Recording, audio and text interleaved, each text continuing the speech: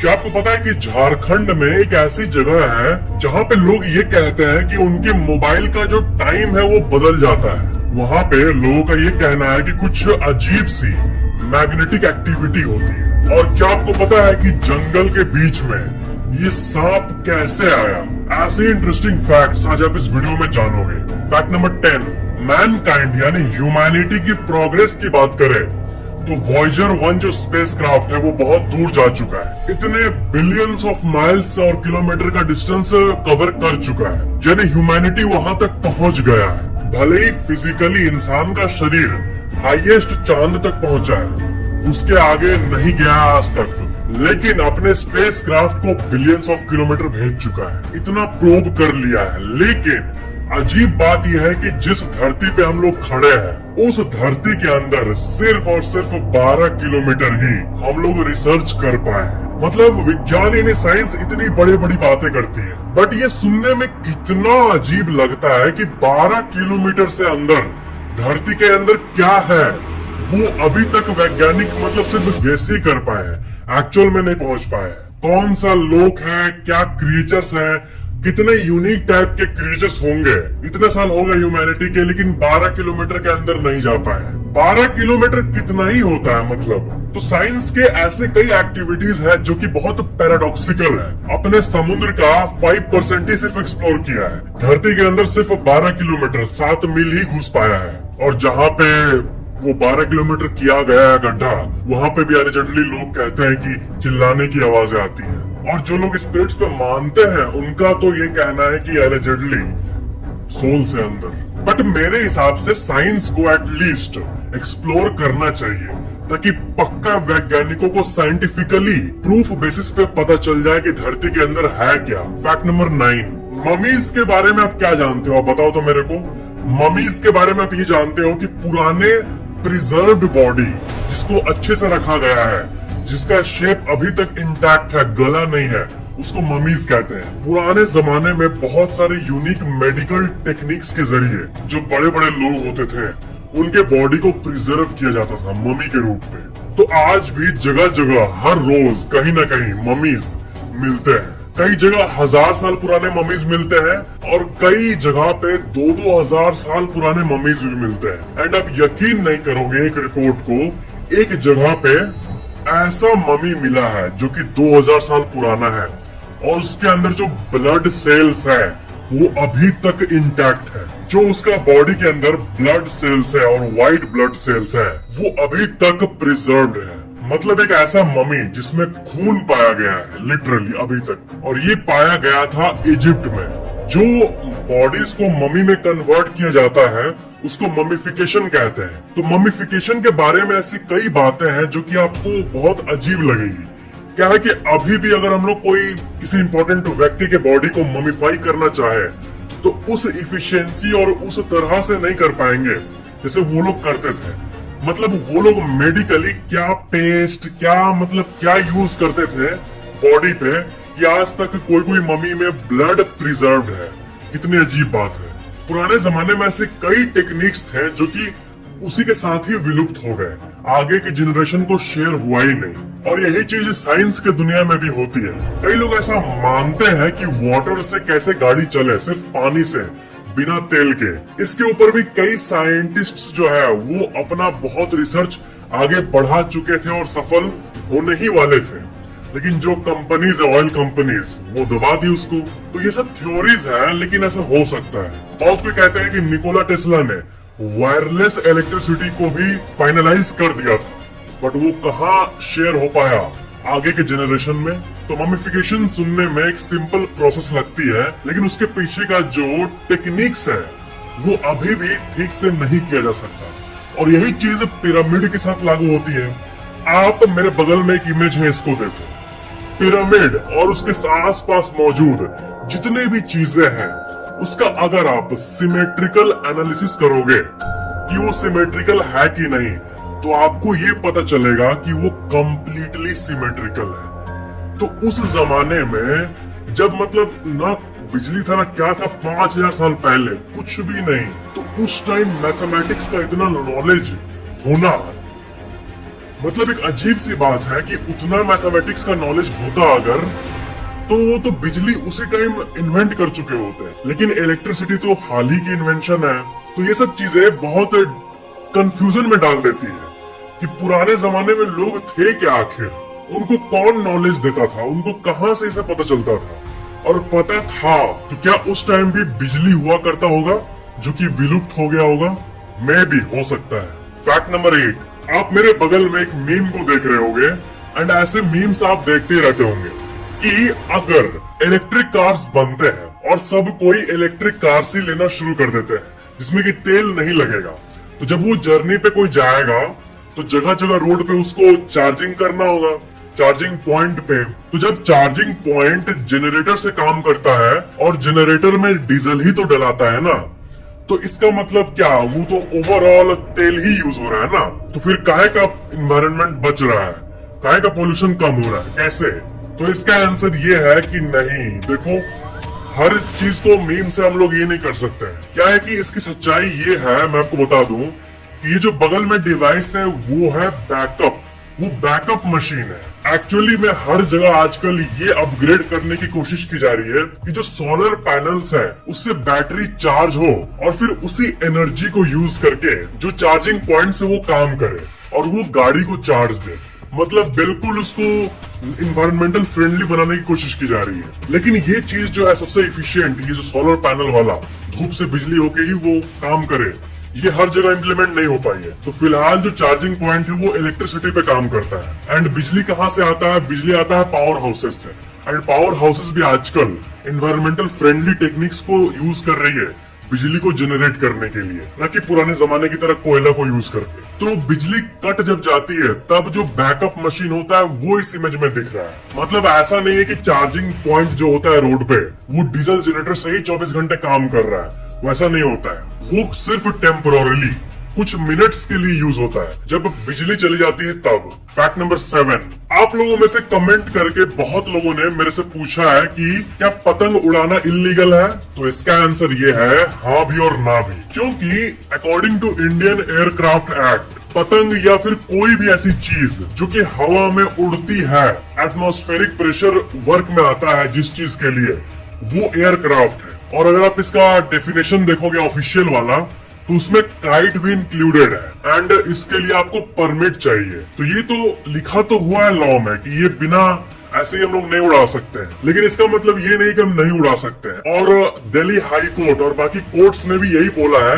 कि ये सब कल्चरल चीजें हैं, इसको हम लोग आउटराइट बैन नहीं कर सकते हैं कि हाँ पतंग उड़ाना ही बैन कर दिए। ये क्या सेंस बनाएगा लोगों के कल्चरल वैल्यूज के लिए? तो इसलिए कोर्ट ने ये कहा है कि पतंग उड़ाना उन जगहों पे वर्जित है, इलीगल है, जहाँ पे आसपास एयरपोर्ट मौजूद हो, जहाँ पे प्लेन्स टेक ऑफ और लैंडिंग करती हो, वैसे एरिया में। और अगर कोई पतंग उड़ा रहा है और मांझे से किसी का मान लो गला कट गया या फिर ऐसा कुछ हो गया, पतंग के साथ कुछ कुछ डेंजर्स भी एसोसिएटेड होते हैं, तो उन सब चीजों के लिए अगर किसी को तकलीफ पहुंच रही है या फिर जिन जगहों पे पहुंचने के चांसेस ज्यादा होते हैं, जैसे कि एयरपोर्ट के रनवे के पास, तो उन जगहों पे उड़ाना वर्जित है। तो उस लॉ के डेफिनेशन के हिसाब से अगर कोई पतंग उड़ा रहा है और वो किसी पर्सन या किसी के प्रॉपर्टी को हार्म पहुंचा रहा है, तब उसको 2 साल के लिए जेल हो सकती है या तो 10 लाख रुपए का फाइन हो सकता है। फैक्ट नंबर 6, क्या आपको पता है कि झारखंड में एक ऐसी जगह है जिसको इंडिया का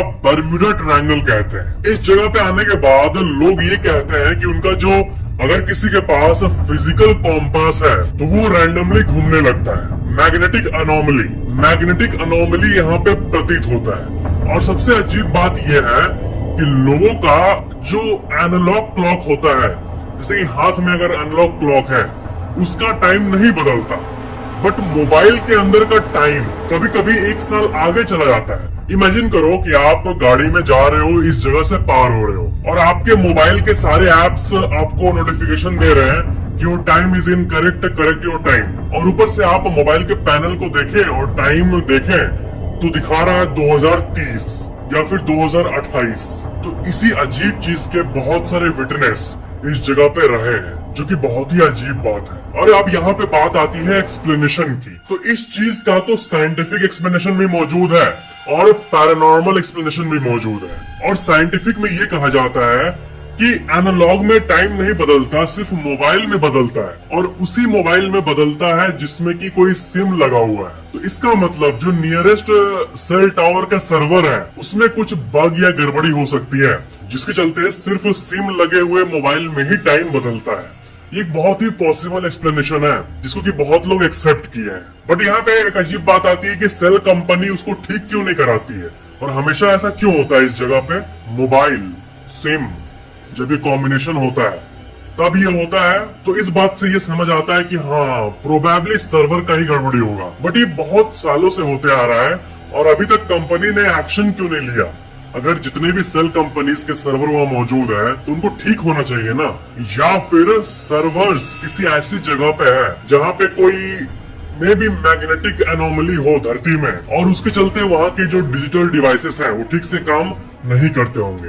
इंडिया में भी मिस्टीरियस जगहों की कमी नहीं है, इसके ऊपर भी फुल वीडियो लाऊंगा, टेंशन मत लो। Fact number 5, zombie apocalypse possible है कि नहीं, इसके बारे में मैं आपको एक बताया था थ्योरी। और अभी के टाइम में भी चींटियों को कोई कंट्रोल कर सके, चींटियों के माइंड को कोई बाहरी चीज कंट्रोल कर सके, एक वायरस, और वो अपने हिसाब से चींटियों के बॉडी को नचा सके, ये अभी एग्जिस्ट करता है। तो वैसे ही कुछ वायरस पिजियंस में भी पाया गया है। पैरामैक्सिको वायरस नाम का एक वायरस है जो कि पिजियंस में पाया गया है। और इसमें क्या होता है कि ये जब वायरस इन्फेक्ट करता है तब पिजियंस के बॉडी को वो कंट्रोल करने लगता है। तो बाहर का कोई वायरस किसी और के बॉडी पे होस्ट बन के उसको फीड करे, ये अलग बात हो गई, लेकिन उसको कंट्रोल करे, ये आप डीपली सोच के देखो, बहुत ही अलार्मिंग बात है। तो कोई ऐसा वायरस अगर आ जाए जो कि इंसान के बॉडी पे फीड ही ना करे बल्कि इंसान के माइंड को कंट्रोल करे, एकदम जिस तरह है एकदम जैसे वायरस ज़ॉम्बी में दिखाते हैं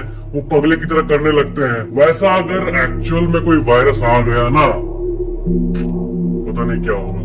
फैक्ट नंबर 4, स्पेस के बारे में एक सबसे बड़ा सवाल जो आप लोग पूछते रहते हो मेरे से कि ब्लैक होल स्पेस के दानव होते हैं, मॉन्स्टर होते हैं। तो जब दो मॉन्स्टर मिलते हैं, दो ब्लैक होल जब आपस में आमने सामने होते हैं तो किसका वेटेज भारी होता है, कौन जीतता है। तो देखो, चाहे एक ब्लैक होल बड़ा हो दूसरा छोटा हो, चाहे दूसरा बड़ा हो पहला छोटा हो, या फिर दोनों सेम साइज का हो, जब भी दो ब्लैक होल्स आमने सामने आते हैं तो वो मिल के, वो एक दूसरे से लड़ते नहीं है बल्कि एक दूसरे के पास आके मिल के एक और बड़ा ब्लैक होल बनाते हैं। मतलब हमारे दो दुश्मन मिल के एक बड़ा दुश्मन का संगठन बना लेते हैं। फैक्ट नंबर 3, क्या आपको पता है कि इलॉन मस्क मार्स पे ह्यूमैनिटी को ले जाने का सपना क्यों देखते हैं और ये किसी बाकी प्लेनेट पे पॉसिबल क्यों नहीं है। तो देखो, हर कुछ को हमें रियलिस्टिक सोचना चाहिए कि एक्चुअल में मार्स में अगर कोई बस्ती बस गई, एक टाउनशिप बन गया, तो उस पे क्या चैलेंजेस आ सकते हैं। और उसी के कंपैरिजन में अगर हम लोग किसी और प्लेनेट पे कोई बस्ती बना दिए तो उसमें क्या चैलेंजेस आ सकते हैं। तो हाँ, मार्स में थोड़ा तकलीफ होगा, वहाँ का ग्रेविटी, वहाँ का टेम्परेचर, लेकिन बात यह है ना कि मार्स ही वो प्लेनेट है जो कि धरती के कंडीशन के सबसे करीब है, और कोई ऐसा बाहरी बॉडी नहीं है स्पेस में जिसका कंडीशन हमारे धरती से कुछ हद तक मैच करे। क्या है कि मार्स का जो ग्रेविटी है मंगल ग्रह का, वो धरती के मुकाबले 38% है। तो 38% जो है ना, इसको हम लोग झेल सकते हैं, ह्यूमैनिटी धीरे धीरे सीख सकती है। 38 का मतलब क्या हुआ कि धरती पे जब आप जंप करते हो एक फोर्स से, तो आप जितने ऊपर उठते हो उतने ही फोर्स से अगर मार्स पे उठोगे तो आप और ऊपर चले जाओगे, क्योंकि धरती आपको अगर 100 पावर से टांगती है तो मार्स के पास सिर्फ 38 ही पावर है, बाकी लगभग 70 कम पावर है, इसलिए आप और ऊपर उठ के फिर नीचे गिरोगे। वहाँ पे ग्रेविटी थोड़ी सी अलग होगी, आप थोड़ा स्लो चलोगे, लेकिन फिर भी रियलिस्टिकली ये ऐसी प्रॉपर्टी है जिसको हम लोग मास्टर कर सकते हैं रहते हुए। और जहाँ तक टेम्परेचर की बात करें तो वो भी बहुत सिमिलर है, क्या कि ऐसा पाया गया है कि जब दोपहर का समय होता है, नून, जब सूरज दोपहर होता है मार्स में, तब वहाँ का टेम्परेचर 20 से 25 डिग्री होता है, एकदम उतना ही जितना हम लोग को चाहिए जीने के लिए। ऐसा कहाँ और मिलेगा। लेकिन रात में वो -150 डिग्री सेल्सियस तक पहुंच जाता है। तो ये रेंज बहुत ही मैजिकल रेंज है, मतलब वैज्ञानिकों के लिए तो ये बिल्कुल वरदान है। तो इसलिए मार्स को ही चूज किया गया है अगर कभी ह्यूमैनिटी को अपने आप को एक्सटेंड करना हो तो सवाल ये आता है कि ऐसा टेम्परेचर है तो पानी नहीं होगा, तो यही तो खोज रही है पूरे दुनिया भर की space agencies and probably Mars के सरफेस के नीचे पानी हो सकता है जैसे कि धरती के अंदर है, लेकिन अगर वहाँ पे कोई बस्ती बनाया जाए, साइंटिफिक बेस बनाया जाए, वैज्ञानिक मिल के जाए, डिवाइसेस को लगाए, काम क्रिया चालू करे, तब जाके वहाँ पानी मिल सकता है। इस बात के चांसेस बहुत हाई है। फैक्ट नंबर 2, आपको पता है ब्लैक होल का सबसे एक्यूरेट रिप्रेजेंटेशन अगर किसी मूवी में दिखाया गया है, फिल्म में, तो वो है क्रिस्टोफर नोलैन की इंटरस्टेलर। ये जो मूवी है इसको सबसे साइंटिफिकली एक्यूरेट मूवी माना जाता है। एक ब्लैक होल का सीन आता है, उसमें उस ब्लैक होल के सीन को बनाने के लिए नॉर्मल एनिमेटर्स या फिर ग्राफिक्स डिजाइनर का ही यूज नहीं किया गया है। उसके साथ साथ एक्चुअल में जो अवार्ड विनिंग फिजिसिस्ट लोग हैं उनके मैथमेटिक्स को कंप्यूटर में सिमुलेट किया गया है। क्या है कि ब्लैक होल का सीन जो है वो कुछ मिनट्स तक होता है, लेकिन आप यकीन नहीं करोगे, सिर्फ 3-4 मिनट के सीन को बनाने की बात नहीं करते अभी, उन 4-5 मिनटों का सीन में 1 सेकंड की बात करते हैं। तो उस मूवी का ब्लैक होल का सीन का 1 सेकंड को बनाने के लिए 1 मिनट, इसको भी तोड़ना होगा हमें। 1 सेकंड में 24 फ्रेम्स होते हैं, 24 फ्रेम मिलके 1 सेकंड होता है। तो इसको समझो, 1 सेकंड का क्लिप, बस 1 सेकंड, उसको 24 हिस्से में बांटते हैं। 1 सेकंड को 24 हिस्से में बांटते हैं और उन 24 में से भी एक को लेते हैं। तो सिर्फ 1 फ्रेम को बनाने के लिए 100 घंटे लगे हैं। 100 hours to render each frame. लगभग 4-4.5 दिन 1 फ्रेम को बनाने में लगा है। तो 1 सेकंड में 24 फ्रेम होता है, तब जाके 1 सेकंड का ब्लैक होल का क्लिप बना और वही सीन 3-4 मिनट तक हमें दिखाया जाता है।